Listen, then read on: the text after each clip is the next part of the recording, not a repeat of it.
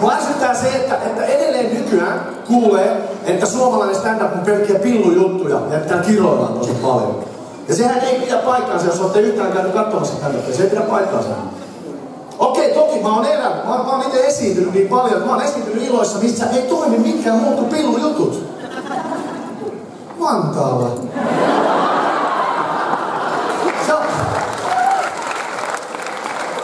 Tiedättekö, kun siellä sanot 2 ja 1 nauraa 5 minuutilla.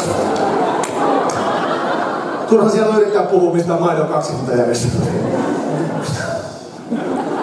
Sitä te saatte miettiä, mitä te tilaatte. Kiroilu on ruma, se on rumaa sekä lavalla tai lavan ulkopuolella. Ja joku vittu, sehän on ruma sana. Varsinkin jos me käytetään ihan liikaa. Joku kyrpä, tosi ruma sana, jos me käytetään liikaa. Mutta niille on aikansa ja paikkansa, niille on tilaisuutensa. Nehän on todella hyviä alleviivaussanoja. Tiedätkö, silloin tavalliset niin kuin, että mitä? Ei riitä. Lähtekää mukaan, mä maalaan teille tämmösen keksityn skenaarion jonkun random tyypin elämästä. Kuvitelkaa tämmönen skenaario, että teillä on paras kaveri, jonka te olette tuntenut 25 vuotta. Ja te saatte selville, että teidän hän saa selville just.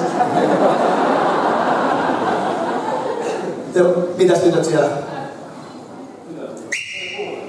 Moi. Mikä oli? Ei mikään.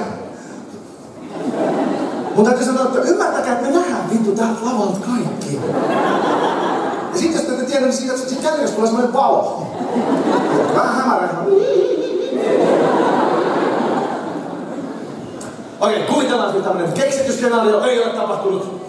Teillä on paras kaveri, te olette tuntunut 25 vuotta, se on pannut teidän muijaan, että te saatte sen selville. Ja tiedättekö, siihen ei auta sillä, että voi kemmeli. Voi himskatti. Kyllä harmittaa. Siihen yksi tapa tulee, voi vittu! Ei muuta tilannetta, mutta auttaa vähän. Tai toinen ihan keksitty skenaario, maalaan tähän teille toisen 2-3 vuotta tämän edellisen keksityn skenaarion jälkeen. Tajuatte, että teidän ex-lehmä ex, jolle olette lainannut rahaa prätkänostoa varten suhteessa ollessanne, sanookin suhteen päätyttyä, että se laina oli lahja. Ei ole tapahtunut siis.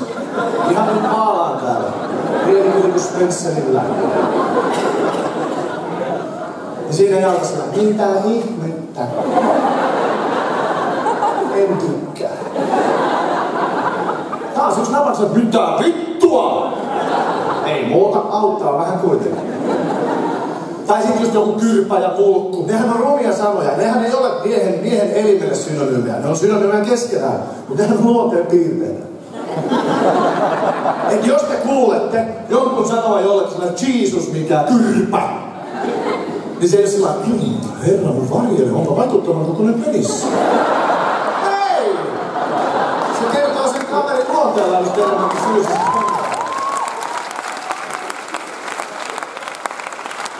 Tai jos te kuulette jonkun joka sanan toiselle, että ihme mulkku, niin se ei ole mikään supersankarisiiti.